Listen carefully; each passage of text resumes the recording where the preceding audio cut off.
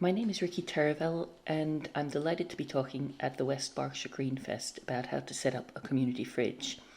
I run a small charity called Food for Charities, whose aim is to reduce food waste and provide food to people in need. And we've been involved in setting up several community fridges. I run the Botley Community Fridge in West Oxford and have also helped to set up the one in Blackbird Leys plus a couple of others.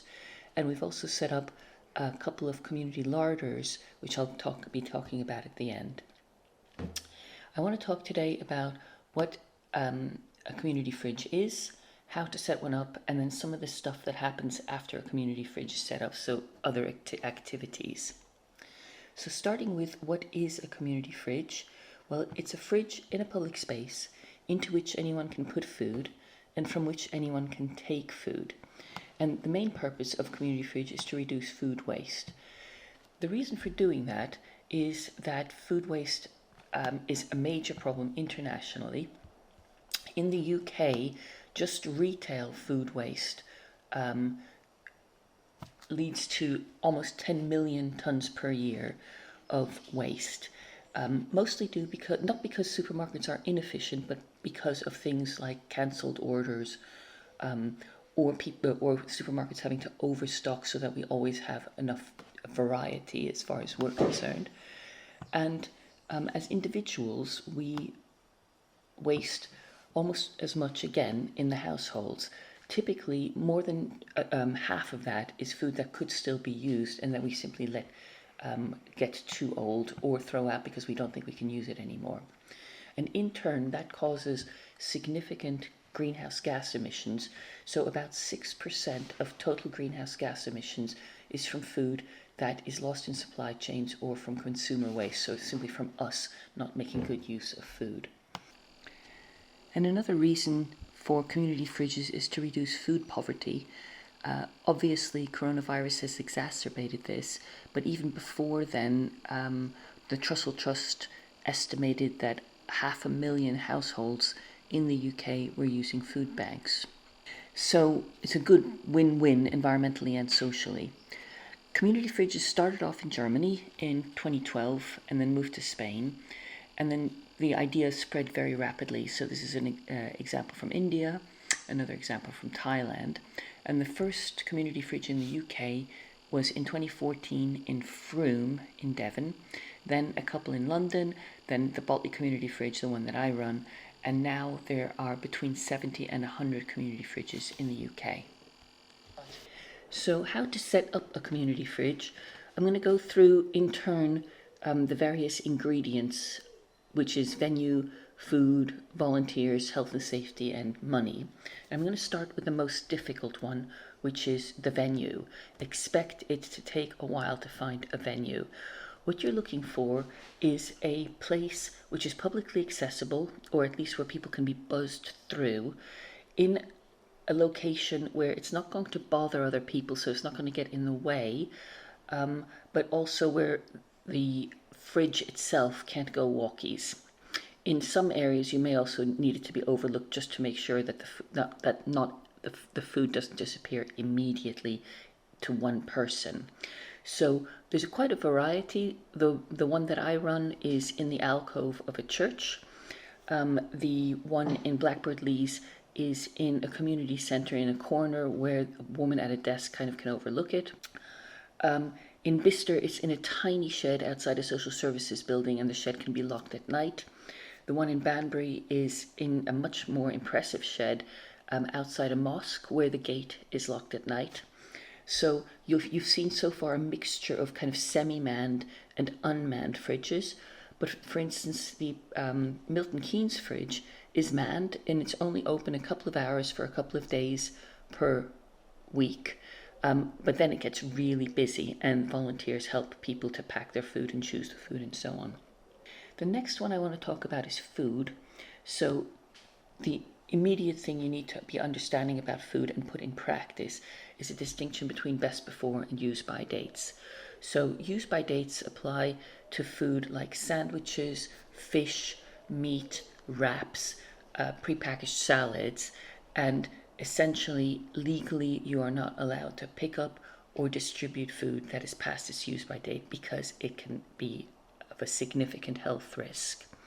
Best before, however, is not a problem. Best before applies to things like tinned food and fresh fruit and vegetables. And there the question really is, even if it's past its best before date, it's still fine to hand it out, but does it smell, does it taste, does it look okay? And if it does, you can eat the food. If it doesn't, you just throw it away. So you'll mostly be focusing on best before type food. I strongly recommend, at least in the beginning, staying away from use by type food, just because it requires completely different health and safety processes. So I think that people kind of imagine a community fridge as being filled up with beautiful, fresh stuff from local allotment holders, and this is some of the stuff that we've received recently, but most of the food that you're going to get will probably be surplus from supermarkets picked up by volunteers.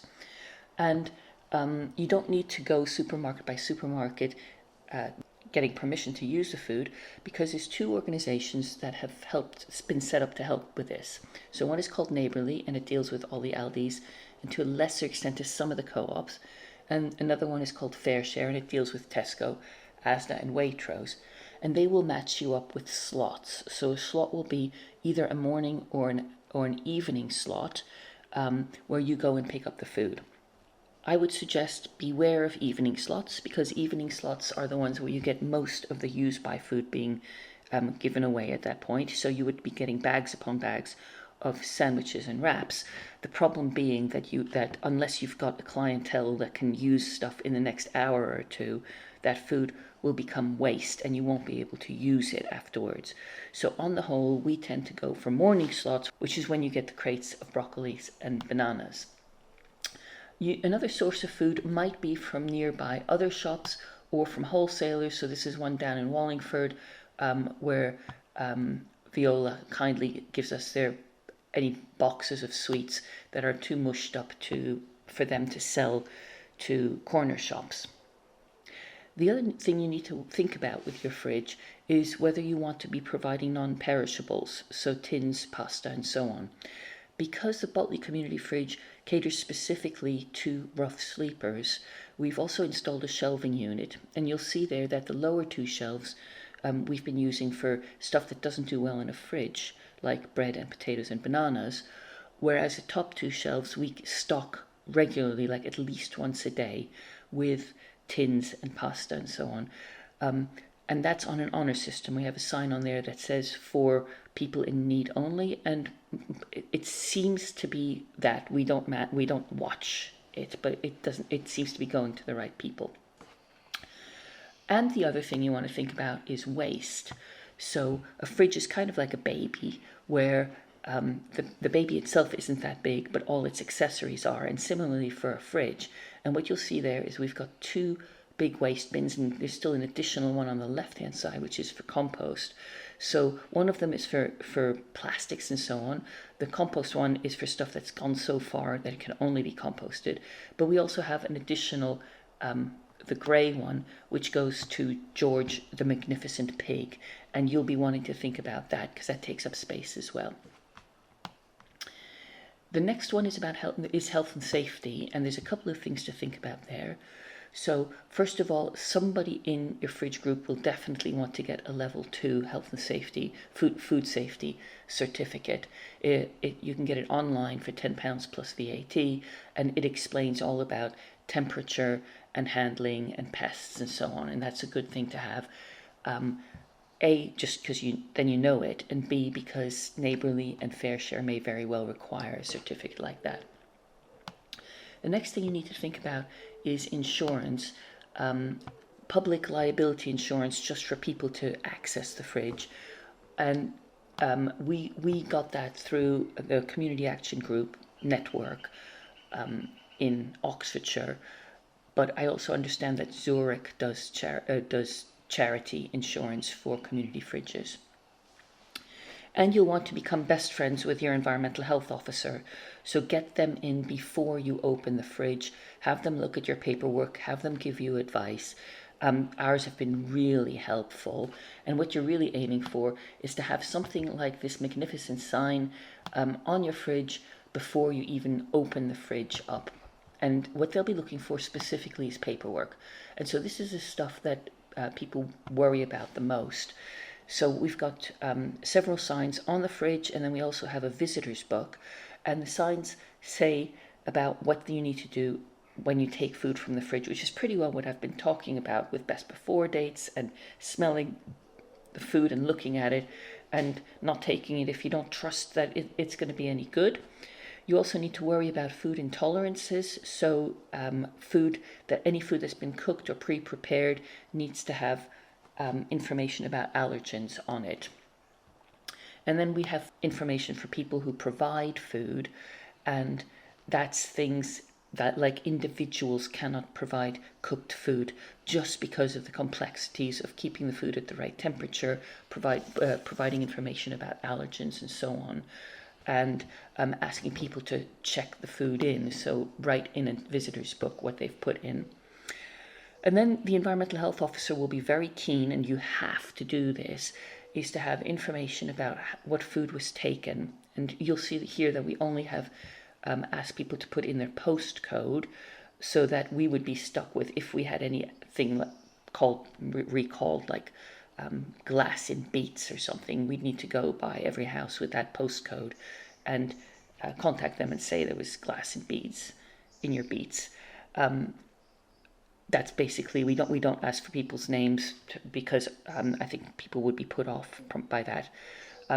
As it is, because our fridge is unmanned, only about 1 in 4 to 1 in 10 people actually fill this in, but then it's really their business. We've given them the opportunity, we've explained why, and from then on it's basically up to them to be sure about the health of the food.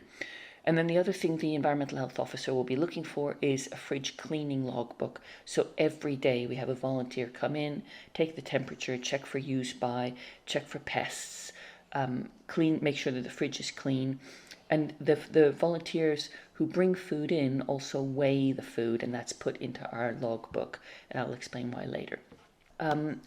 It's actually really lovely working with the volunteers, and most of ours are newly retired and come from the very close neighborhood around the fridge, so it's very easy for them to come in. We have 2 sets of volunteers. We've got the volunteers who pick up the food and the volunteers who clean the fridge. So picking up the food, typically with their cars or their bicycles, and cleaning the fridge takes all of about 10 minutes per day, just to make sure that it's all okay. And we have a once a week deep clean where everything gets taken out of the fridge, everything gets cleaned, including the floor in front of the fridge, and everything gets put back. The last thing I want to talk about is money, and I left it till last because it's the easiest as far as I'm concerned. So there's a range of grants available for community fridges, and an organization called Hubbub can help you to source a fridge. Now, we started the Botley Community Fridge before Hubbub was really around, and we simply bought a £30 fridge off Gumtree, and the whole fridge, with all its accessories, cost just about £100, not even. So it's not going to break the bank, at least if you go really cheap to start with. So you need the fridge, you need the waste bins, you need some laminated signs, some cleaning materials, and that is basically it. And then you open up your fridge, you invite the local television crew, the radio crew, you put it in the newspaper, and then you'll get to have fun with the fridge. So you get to talk to people who use the fridge if you want to. And then we've been weighing the food in our fridge, and you can see that over time, first of all, there's spikes, and that tends to be around Christmas time, but also we've slowly increased the amount of food, in part in response to increase in need for the food. There's additional stuff you can do with fridges. During coronavirus, essentially our fridge had to shut, the church shut, but we became a food parcel delivery service. This is the fridge coming into Seacourt Hall, from which we then have been running the food parcel service, and we've been providing about 250 households with weekly food parcel deliveries. We've been also running 3 times a week a cycle deliveries to rough sleepers in town, which has been the most fun part for me of the whole thing. And then we wrote a surplus food cookbook, and we set up these larders. So the larders are a food club where people pay a membership and they have a choice of food that they can go and pick up. And we've been running that through Sophia, Sofea, who provides the food and the admin, and then we provide the volunteers and the venue. And that has been a great hit in East Oxford. I hope that's been helpful. I'm more than happy to share paperwork, more than happy to discuss this. So here's my contact details, and I hope you enjoy the rest of Greenfest.